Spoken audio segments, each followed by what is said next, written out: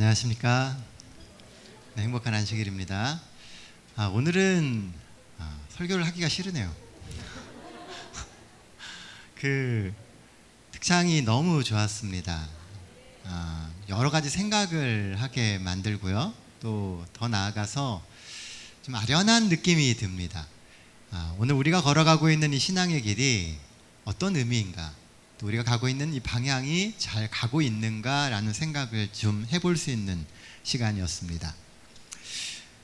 어떤 한 사람이요, 아주 슬프게 울고 있었습니다. 너무 슬프게 울고 있는 거예요. 그래서 가서 물어봤습니다. 사연인즉 그가 지난 날을 돌아보니 너무나도 소중한 것들을 잃어버리고 살았다는 겁니다. 저에겐 세 가지 잃은 것이 있습니다. 어려서는 공부를 하고 출세에 신경 쓰느라 부모를 뒤로한 것이 첫 번째 잃은 것입니다. 제 뜻을 고상하게 하느라 임금을 섬기는 것을 등한시한 게 두 번째 잃은 것입니다. 친구와의 돈독한 사이가 젊음의 혈기로 깨어지게 된 게 세 번째 잃은 것입니다. 이 이야기는요, 중국의 서한시대 학자인 한영이 남긴 한시외전이라고 하는 글에 나오는 내용입니다. 나무가 조용히 있고 싶어도 바람이 그치지 않고 자식이 봉양하려 하지만 부모는 기다려주지 않는다는 그 유명한 구절도 이 한시외전에 나오는 글입니다. 오늘이 몇 월 며칠인지 아세요? 7월 1일입니다. 이 2023년이 언제 다 지나가나 했는데 어느새 절반이 지나갔습니다. 무엇을 얻었고 무엇을 잃었는지 중간 결산을 해야 할 때가 되었다는 것이죠. 삶의 결산은요, 외적인 수입이나 지출만을 계산하는 것이 아닙니다. 내면적이고 영적인 것도 같이 계산을 하는 것이 진정한 결산이죠. 혹시 우리가 그토록 추구하던 물질 때문에 사람들의 신뢰를 잃어버리지는 않았는지, 또 권력과 지위와 자존심 때문에 사람을 또는 사랑을 잃어버리지는 않았는지 한번 생각해 볼 필요가 있습니다. 또한 신앙인으로서 신앙생활을 하면서 우리의 실수로 잃어버렸던 것은 무엇인지 한번 돌아보게 되시길 바랍니다. 오늘은 말씀을 통해서요, 하나님이 이 시대에 바라시는, 또 예수님이 이 시대에 바라시는 전도에 대한 이야기를 좀 같이 생각해 보려고 합니다. 함께 성경 말씀 누가복음 9장 51절로 56절에 있는 말씀 같이 보도록 하겠습니다. 신약성경 누가복음 9장 51절로 56절입니다. 검은색은 제가 읽고요, 빨간색은 성도님께서 같이 읽어주시기를 부탁드립니다. 51절 말씀입니다. 예수께서 승천하실 기약이 차매 예루살렘을 향하여 올라가기로 굳게 결심하시고 사자들을 앞서 보내심에 그들이 가서 예수를 위하여 준비하려고 사마리아인의 한 마을에 들어갔더니 예수께서 예루살렘을 향하여 가시기 때문에 그들이 받아들이지 아니하는지라 제자 야고보와 요한이 이를 보고 이르되 주여, 우리가 불을 명하여 하늘로부터 내려 저들을 멸하라 하기를 원하시니까. 예수께서 돌아보시며 꾸짖으시고 함께 다른 마을로 가시니라. 감사합니다. 오늘 본문의 이야기는 누가복음 9장에 기록되어 있는 내용입니다. 그런데 사실 이 이야기는 예수님의 3년 반의 사역 중에 마지막 부분에 해당되는 이야기예요. 이제 예수님께서 십자가를 지셔야 할 때가 약 6개월 정도 남았을 때 이야기입니다. 3년 반 중에 3년이라는 시간이 이미 흘러버렸고요, 나머지 6개월밖에 남지가 않았어요. 성경을 보면 예수님은 사람들의 주목을 끌고 소위 사회적인 신드롬을 일으키는 것은 되도록이면 피하려고 하셨었습니다. 그분이 메시아이신데 정작 사람들 앞에 나서서 메시아임을 밝히고 사회적인 신드롬을 일으켜서 사회를 변혁시키려고 하지 않으셨다는 겁니다. 그래서 여러 차례 당신을 그리스도라고 선언하지 않도록 제자들에게 주의를 주시기도 했습니다.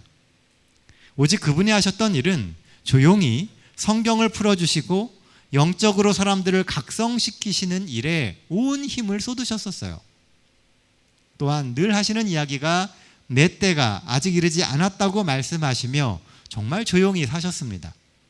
그런데요, 오늘 우리가 읽은 이 본문부터는 예수님의 행보가 달라집니다. 이전과는 전혀 다른 행보를 하시기 시작한다는 것이죠. 이것이 오늘 우리가 본문을 통해서 살펴보게 될 첫 번째 기별, 바로 적극적인 복음 전도입니다. 51절 52절 말씀입니다. 예수께서 승천하실 기약이 차감해 예루살렘을 향하여 올라가기로 굳게 결심하시고 사자들을 앞서 보내시매. 이제 더 이상 예수님은요, 숨는 삶을 선택하지 않으십니다. 다시 하늘로 가셔야 할 그 시간이 다가오기에 이젠 적극적으로 사람들을 찾아가시며 복음을 전하십니다. 또한 얼마 남지 않은 그 시간에 사람들의 관심을 돌리셔야 됐어요. 어디로요? 예수 그리스도 본인뿐만이 아니라 장차 지시게 될 십자가와 인류의 구원에 관심을 갖게 하시기 위해서 예수님은 그전과는 전혀 다른 행보를 하시기 시작합니다. 마을마다 자신의 길을 예비할 사람들을 보내기 시작하십니다. 그 중에 사마리아 지역에 보냈던 사람의 이름이 야고보와 요한입니다. 그들은 사마리아 지역에 예수님보다 먼저 가서요, 이제 곧 예수님이 오실 테니 그분을 맞이할 준비를 하라고 사마리아 사람들을 독려합니다. 이뿐 아니라 예수님은 제자 70인을 마을마다 보내시며 임박한 십자가와 구원의 필요성을 전하게 되시죠. 이전과 전혀 다른 행보입니다. 재림교회는 전통적으로요, 굉장히 이성적이세요. 아마 여러분들도 교회를 다니시고 신앙생활을 하시면서 그런 경험들을 굉장히 많이 하셨을 겁니다. 이 교회는 매우 이성적이며 신사적이고 매우 소극적인 전도 방법을 취합니다. 막 오시면은 광적인 분위기가 나지 않아요. 이 교회는 하나님의 말씀을 연구하고 그 말씀의 의미를 깊게 돌아보는 데에 많은 시간을 투자하는 교회입니다. 그러다 보니 사실 적극적인 전도 활동을 잘 하지 않아요. 말씀을 믿고 같이 공감하고 그 말씀에 동의하는 사람들이 이 신앙으로 오기를 바라는 방식의 전도를 하고 있었다는 것이죠. 하지만 마지막 때에는요, 조금 더 적극적인 전도가 필요합니다. 어쩌면 우리가 생각하는 것보다 우리에게 남아있는 시간이 길지 않을지 모릅니다. 때를 얻든지 못 얻든지 예수 그리스도의 복음을 전하고 가족과 이웃을 이 복음으로 초청하는 일에 조금 더 열심을 내야 할 때입니다. 왜냐하면요, 가족과 이웃의 구원보다 더 소중하고 값진 일이 이 세상에 없기 때문에 그렇습니다. 사실 우리는 무엇이 정말 가치 있는 것인지를 잘 몰라요. 그리고 우리가 매일 매 순간 잃어버리고 있는 것이 무엇인지도 사실은 잘 모릅니다. 왜냐하면 우리는 너무 바쁘고 또 먹고 사는 게 너무나 힘들기 때문에 그래요. 정신없이 살다 보니 어느 순간 이 시간까지 온 겁니다. 2023년이 시작되고 나서 엊그제 것 같은데 벌써 7월이 되었어요. 정말 정신없이 지난 반년을 지나왔습니다. 오늘 우리가 이 시간을 거치면서 우리가 꼭 구원해야 될 그 사람들을 우리가 놓치고 있지는 않은가요? 복음사역자, 이 복음교역자 134페이지에 보면은요, 전도에 관하여 이 화이트 부인이 꾸었던 꿈에 대한 이야기가 나옵니다. 화이트 여사가 어느 날 꿈속에서요, 사람들과 함께 산딸기를 따러 갑니다. 사람들이 막 이제 딸기를 따기 위해서 막 가요. 그런데 먼 곳에 가가지고 산딸기를 찾는데 딸기가 없는 겁니다. 이 이야기의 결론은 이렇게 끝이 납니다. 여러분이 부지런히 가장 가까운 곳에서부터 열심으로 딸기를 따기 시작하여 차츰 먼 곳에 이르고 그것을 다 마치면 돌아와서 다시 가까운 곳에서 일하면 반드시 성공하게 될 것입니다. 가장 가까운 곳에요, 가장 좋은 열매가 있더라는 겁니다. 사람들은 나와 가까운 곳에 좋은 열매가 있다고 생각하지 않아요. 늘 먼 곳에 가서 정말 좋은 곳에 가서 잘 익어 있는 열매를 따야 된다라고 생각합니다. 그런데 이 꿈의 내용은 정작 가장 좋고 잘 익은 열매는 나와 가장 가까운 곳에 있었다는 것입니다. 가장 가까운 곳에 가장 좋은 열매가 있고요. 내 주변부터 복음을 전하고 그 영혼을 하나님께 드릴 때 우리의 복음 전도 사명은 반드시 성공할 수 있다고 하는 약속입니다. 이 더 리치라고 하는 책이 있습니다. 이 키스 캐머린 스미스라고 하는 사람이 이 더 리치라고 하는 책을 썼거든요. 말 그대로 부자들의 생활 방식과 사고 방식과 관련된 내용을 요약한 글입니다. 원래 이 스미스는요, 시급 6,000원을 받던 평범한 월급쟁이였습니다. 그렇게 평생을 살아왔어요. 그러다 어느 날 이제는 부자들의 성공 비결을 좀 배워야 되겠다라고 생각을 했습니다. 그래서 그가 평생 모은 돈 1억 2천만 원과 2년이라고 하는 시간을 투자해서요, 부자들을 찾아가서 성공 비결을 배웁니다. 그리고 나온 책이 바로 더 리치라고 하는 책이에요. 물론 1억 2천만 원이라고 하는 돈은 매우 큰 돈이고요. 2년이라고 하는 시간 역시도 너무나도 길고 소중한 시간입니다. 그런데요, 뭔가를 얻기 위해서는 과감하고 지속적인 도전과 투자가 있어야만 합니다. 그런 과감한 도전과 투자가 있지 않으면 절대로 눈에 띄는 결과가 나올 수가 없어요. 이것은 신앙생활을 하는 우리에게도 똑같이 적용이 될 수 있습니다. 세상의 사업과 꿈을 이루기 위해서도 이런 도전과 투자가 필요한데, 영혼을 구원하고 영적인 성장을 하기 위해서도 그런 도전과 노력이 필요하지 않을까요? 가만히 있어서는요, 단 한 명의 영혼도 구원할 수 없다는 겁니다. 멀리 있는 사람 말고요, 우리 가까이 사는 사람들, 내 가족과 내 이웃과 내 친척들을 구원하기 위해서 노력이 필요하다는 거예요. 투자가 필요하고 도전이 필요하다는 겁니다. 어제와 똑같은 오늘을 살면서요, 달라진 내일을 기대한다라고 하는 것은 말도 안 되는 겁니다. 내일이 달라지길 원한다면 오늘은 어제와 또 다른 도전을 해야만 된다는 거예요. 그래야만 내일이 바뀔 수가 있습니다. 우리가 잘 아는 노아는요, 120년의 시간을 방주를 만들기 위해서 투자했습니다.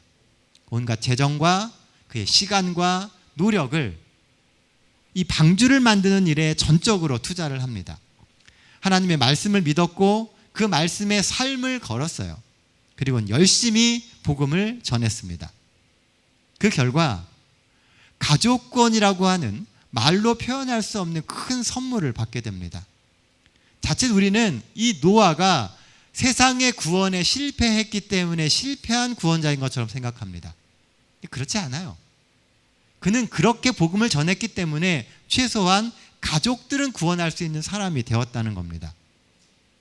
게다가 온 인류가 노아의 후손이 되지 않았습니까? 우리가 노아의 후손이에요. 노아는 믿음의 도전으로 제2의 아담이 됐습니다. 그가 믿음으로 복음을 전하고 말씀 위에 굳게 서니까 제 두 번째 아담, 모든 인류가 노아의 후손이 되는 그 놀라운 역사의 주인공이 되게 되었다는 것이죠. 그러므로 우리도 대충대충 사명을 감당하자가 아니라 최선을 다해 사명을 감당하자라는 생각으로 살아야 합니다. 그러니까 주어진 일이니까 어쩔 수 없이 하는 것이 아니고요, 정말 노력을 다해서 그 사명을 감당하려 해야 된다는 것입니다. 예수님께서도요, 자신의 마지막 때에는 있을 힘을 다해서 복음을 전하고 하나님의 말씀에 사람들의 관심을 갖도록 하셨습니다. 신의 아들께서도요, 최소한 자신에게 주어진 그 시간을 최대한 활용하기 위해서 노력하셨다는 거예요. 그 마지막 시대를 살아가는 우리 역시 복음을 전하는 일에 올인하며 사는 것이 당연하지 않겠습니까? 우리가 나무물이라고 이야기하잖아요. 그러면 우리가 살아가는 삶의 시간에 최소한 방향성이라도 그것에 맞춰져야 된다는 겁니다. 사실 복음을 전하며 사는 것은요, 쉬운 게 아니에요. 그런데도 우리가 그 사명을 받고 있다는 것을 잊어서는 안 된다는 겁니다.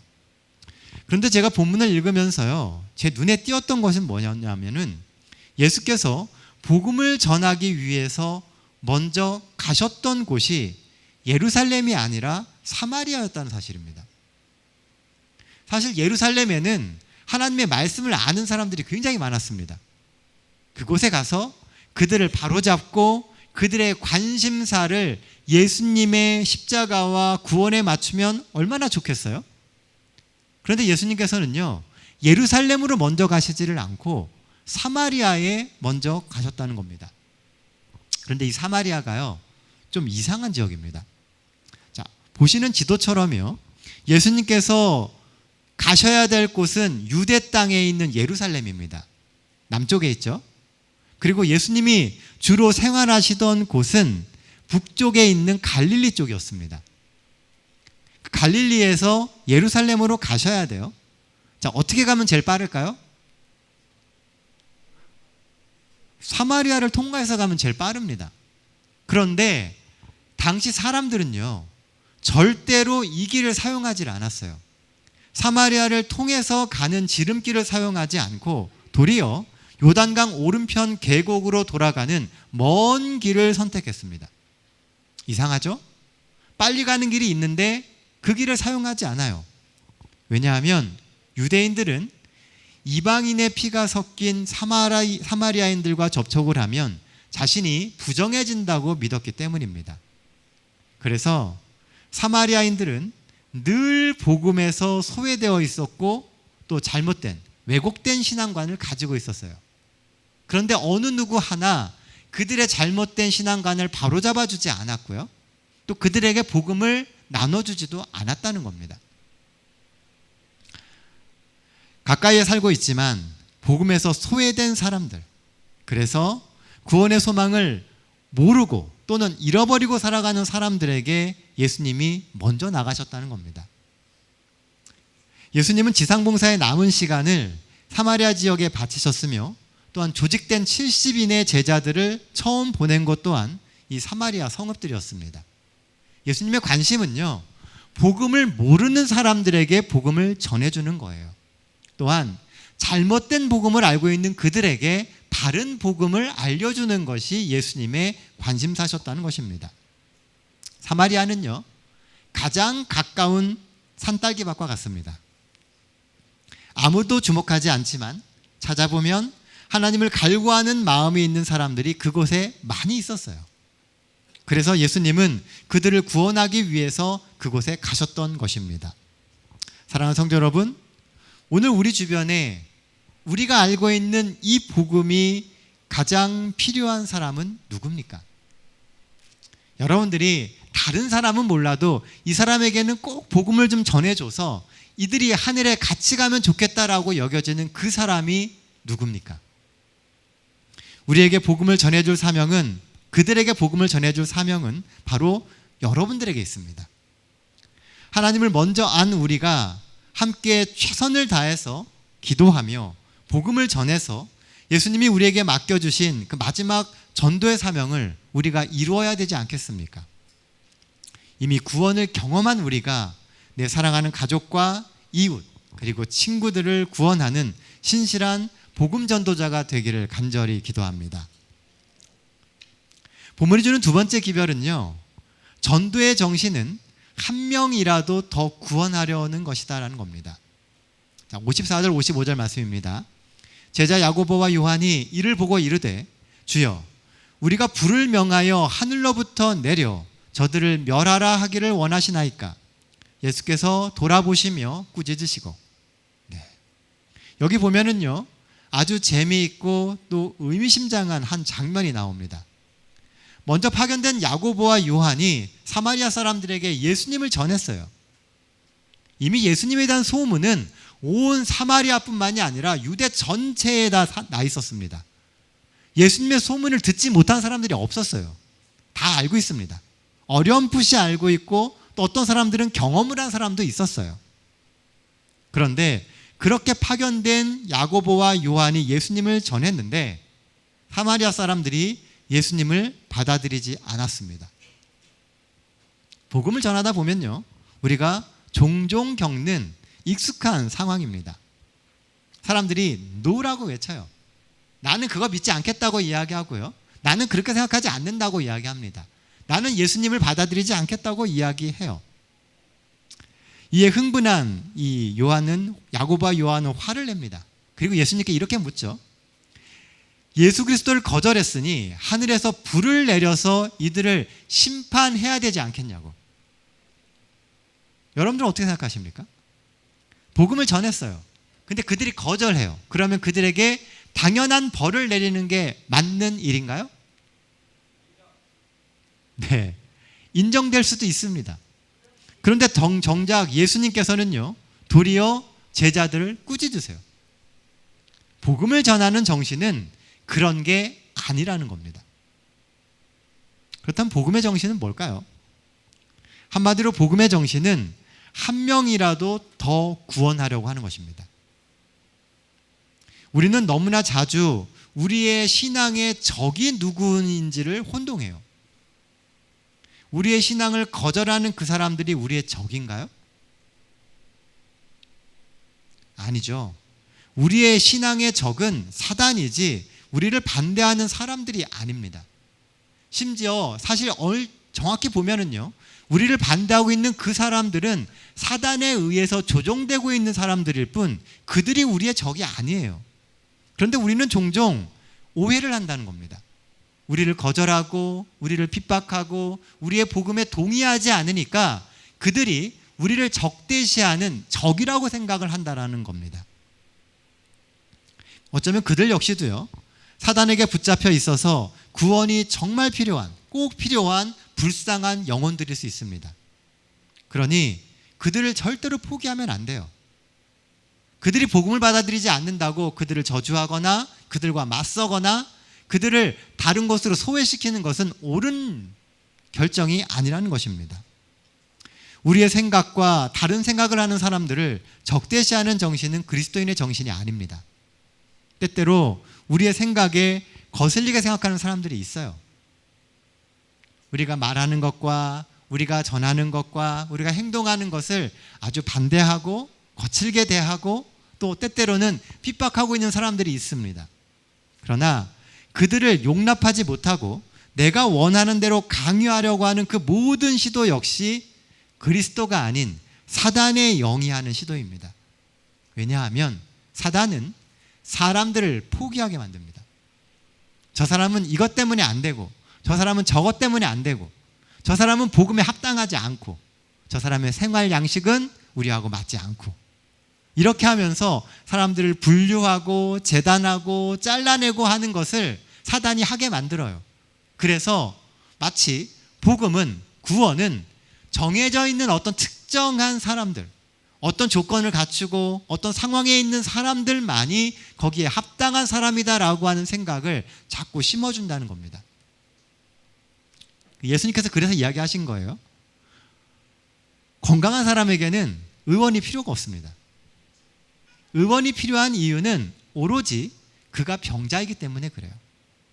우리에게 그리스도가 필요한 이유는 우리가 죄인이기 때문입니다. 우리가 의로운 의인이라면 우리에게 예수님이 필요하지가 않죠. 그렇게 생각해 본다면요, 구원이 정말 필요한 사람들은 세상의 수많은 죄 가운데서 찌들어가지고 벗어나지 못하는 그 사람들입니다. 우리가 오늘 그런 죄의 현장에 있기 때문에 우리가 예수 그리스도를 믿는 것 아닙니까? 특히 하나님을 사랑하고 섬기노라고 공언하는 사람들에게 나타나는 편협한 정신과 종교적 배타심은요, 하나님이 보시기에 매우 불쾌한 일이라고 하는 것을 결코 잊어서는 안 됩니다.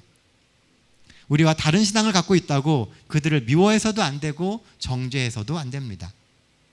신앙을 갖는다라고 하는 것은요, 하나님을 믿는 거예요. 이 하나님을 믿는다라고 하는 것에 굉장히 많은 의미가 있습니다. 하나님이 내 삶 속에서 이루실 모든 것을 믿는 거예요. 또한 그렇게 하나님이 내 삶 속에서 하나님의 일을 이루시도록 믿고 기도하며 하나님께 모든 것을 맡긴다라고 하는 것이 하나님을 믿는다라고 하는 말의 의미입니다. 그래서 우리가 다 뭘 할 필요가 없어요. 우리가 할 수 없는 영역도 하나님이 하실 수 있다라는 것을 인정하는 것이 하나님을 믿는다라고 하는 의미인 것이죠. 성경을 보면요, 처음에는 예수님을 부인하고 거부하던 사람들이 많이 나옵니다. 그런데 나중에 그들이 예수님을 영접하게 돼요. 그런데 그런 사건들의 그 뒤에를 잘 보면은요, 늘 예수님의 너그러운 사랑이 그 밑바탕에 깔려져 있습니다. 처음에는 그 복음이 싫어서, 예수님이 싫어서, 예수님의 출신이 싫어서, 예수님이 하시는 말씀의 방법이 싫어서 거절했던 그 사람들이요, 꾸준하게 예수님께서 펼쳐주시는 그 사랑의 마음을 경험한 이후에 그들의 마음이 열리게 되었다는 거예요. 그리고 예수님을 영접하게 되었던 것입니다. 자신을 미워하는 원수마저도 사랑하시는 그 예수님의 십자가 앞에 그들은 이렇게 고백했습니다. 저분은 분명 하나님의 아들이다. 그 긴 3년 반의 시간 동안 철저하게 거절했던 그 사람들이요, 끝까지 사랑하시는 예수님의 모습을 보고 나서 아, 이분은 정말 하나님의 아들이구나 라고 고백을 했다는 거예요. 우리가 전하는 그 복음에 반응하지 않는 사람들이 있을 수 있습니다. 그러나 때가 되면요, 꾸준히 우리가 사랑하고 그 복음의 삶을 살아가다 보면 그들의 마음 가운데 하나님의 터치하심이 있게 되고요, 그들의 마음이 확 바뀌어서 어느 순간 예수 그리스도를 개인의 구주로 영접하는 그 놀라운 일들이 일어나게 된다는 것입니다. 이게 복음을 전하고 사람을 사랑하시는 예수님의 구원의 방법이고 이유입니다.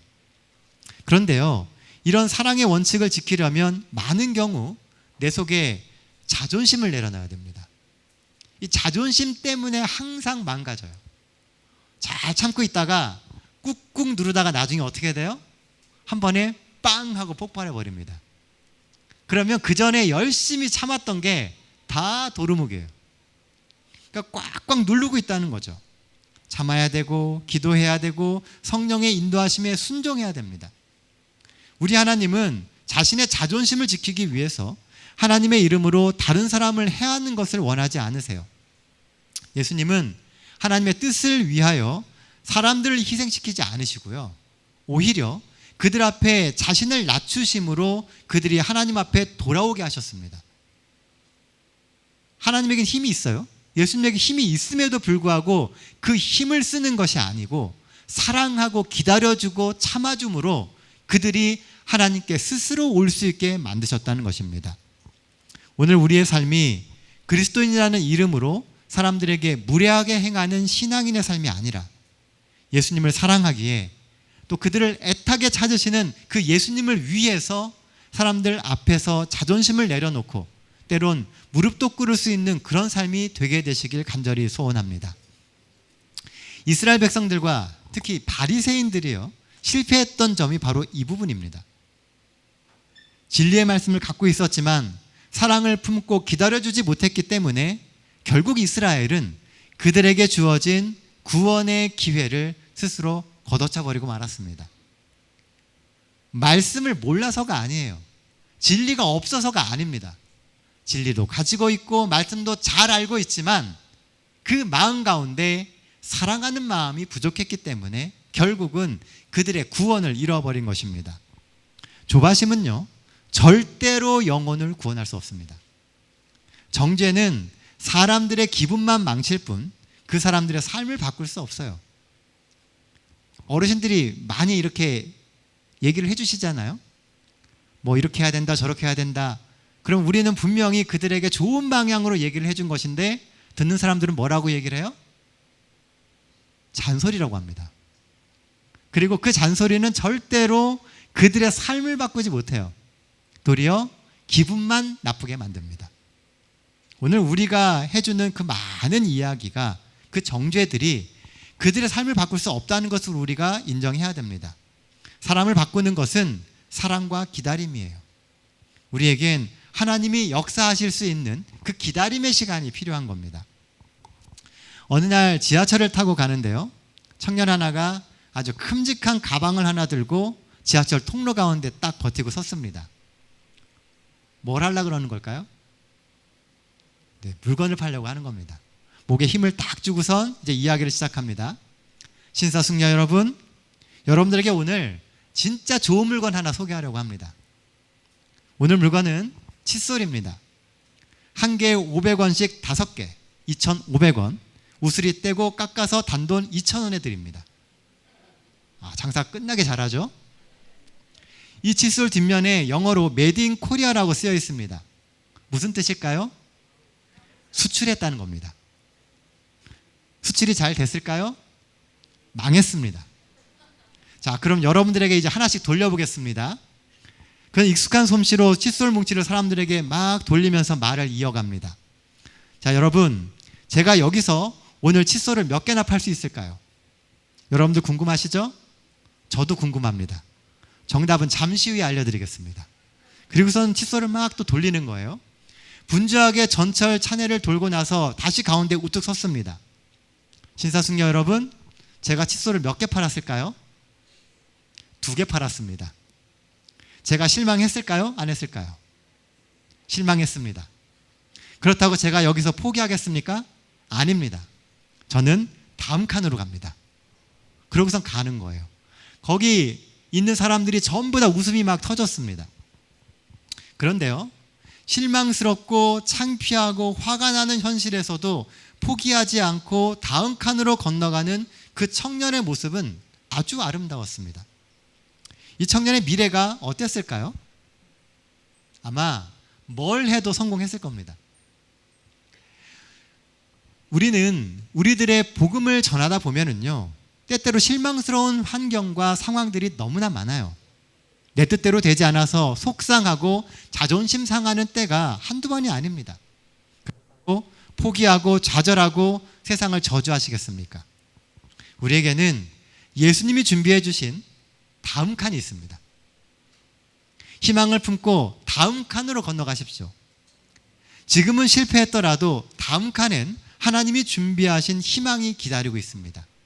그 희망을 품고 계속 복음을 전하는 거예요. 하나님은 우리가 한 영혼이라도 더 구원하기를 원하십니다. 실패하더라도 끝까지 포기하지 말고 기도하며 하나님이 주실 다음 기회를 구하십시오. 하나님께서 반드시 그 영혼을 우리에게 주실 거예요. 하나님이 반드시 그렇게 해주실 것을 정말 믿으십니까? 네, 그 믿음대로 될 겁니다.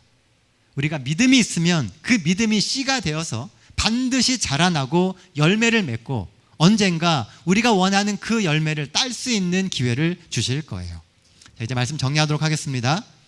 예수님이 이 시대에 바라시는 전도, 그 첫 번째는 마지막 시대에는 좀 더 적극적인 전도가 필요하다는 겁니다. 지금부터 기도하며 더 과감하게 복음을 전하십시오.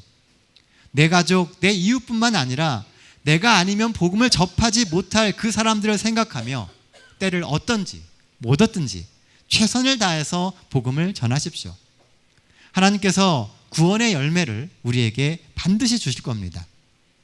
예수님이 이 시대에 원하시는, 바라시는 전도, 그 두 번째는 전도의 정신은 한 명이라도 더 구원하려고 하는 것이라는 겁니다. 물론 복음을 전하다 보면 거절을 당하는 때가 많습니다.